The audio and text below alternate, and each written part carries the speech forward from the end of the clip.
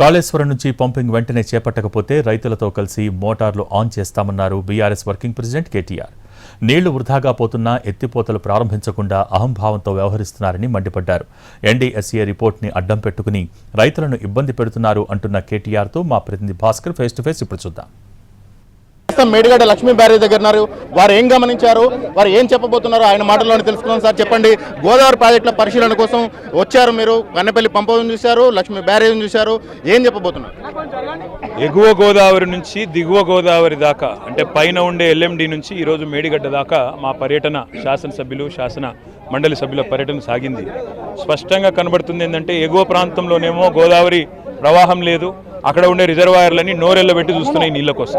ఇక్కడికి వస్తేనేమో కిందికి 10 లక్షల క్యూసెక్కుల నీళ్లు కిందికి వృధాగా సముద్రంలో కలిసిపోతూ ఉన్నాయి. ఇవాళ మొత్తం కేసీఆర్ గారు పంచపక్ష ప్రమాణాలతో సహా వారి కోసం కాంగ్రెస్ పార్టీకి బంగారు పల్లెంలో పెట్టి ఒక కాళేశ్వరం లాంటి బృహత్తరమైన ప్రాజెక్టు వారికి అప్పచెప్పినారు. కానీ దురదృష్టం ఏంటంటే ముఖ్యమంత్రి గారికి మన ఇరిగేషన్ మంత్రి గారికి బేసిజం అడ్డం వస్తూ ఉంది. పంపులు మంచిగా ఉన్నాయి, పంపులు పనిచేస్తున్నాయి, కావాల్సినంత ఫ్లో ఉంది, కానీ మనస్సు లేదు, ఈగో అడ్డం వస్తుంది ఒప్పుకోవడానికి. అది సమస్య.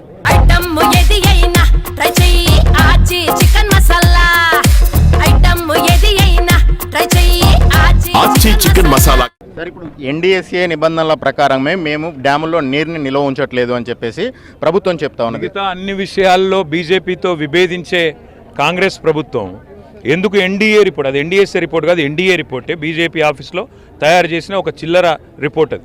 ఆ రిపోర్ట్ను మాత్రం షికండిలాగా అడ్డం పెట్టుకొని 3 బ్యారేజీలు ఇప్పుడు నేను మీకు ఒకటి చెప్పేది, 10 లక్షల క్యూసెక్లు కిందికి పోతున్నాయి. పంపింగ్ స్టార్ట్ చేయడానికి కావాల్సింది 40,000 మాత్రమే. 40,000 అంటే 0.4%. ఆ 0.4% నీళ్లను ఒక చిన్న పిల్లకాలు అలాగా మళ్లించవచ్చు. ఇది ఉత్తమ్ కుమార్ రెడ్డి గారికి తెలియకపోతే చీఫ్ ఇంజనీర్లను కూర్చోబెట్టుకుని అడిగితే వాళ్ళు చెప్తారు. అనవసరంగా కేసీఆర్ను బద్నాం చేయాలని ఒక చిల్లర ప్రయత్నంలో ఇవాళ తేలుగుట్టిన దొంగల్లాగా. ఎందుకంటే వాళ్ళకు కూడా అర్థమైపోయింది మేము చేసింది తప్పు, చెప్పింది బోగస్, అర్థమైంది. స్కేల్ చూస్తే వాళ్ళకే విడ్డూరపోతున్నారు, ఆశ్చర్యపోతున్నారు, ఇంత పెద్ద ప్రాజెక్ట్ కట్టిరా కేసీఆర్ గారని. కాబట్టి ఒప్పుకోవడానికి ఏం అడ్డం వస్తుందంటే బేసిజం, ఒప్పుకోవడానికి అహం అడ్డం వస్తున్నది. ఉత్తమ్ కుమార్ రెడ్డి గారితో నా ప్రార్థన, ఎవ్వరం పర్మనెంట్ కాదు, అందరం పోతాం ఏదో రోజు. ప్రభుత్వంలో అధికారంలో నువ్వు ఉన్నవి ఇవ్వాలా, 4.5 ఏళ్ళు ఏదైనా మంచి పని చేసిపో, తర్వాత తప్పకుండా కాంగ్రెస్ ప్రభుత్వమా లేకపోతే మళ్ళీ బీఆర్ఎస్ ప్రభుత్వమా ప్రజలు నిర్ణయం తీసుకుంటారు. ఎందుకు అహం? ఫర్దర్ స్టెప్ ఏంటి సార్? ఇప్పుడు ఇవాళ ప్రాజెక్టులు అయితే చూశారు, ప్రభుత్వం ఒకవైపు అసెంబ్లీలో మేము ఒక రోజంతా కాళేశ్వరం మీద వాస్తవాలను చెప్తామని చెప్తుంది.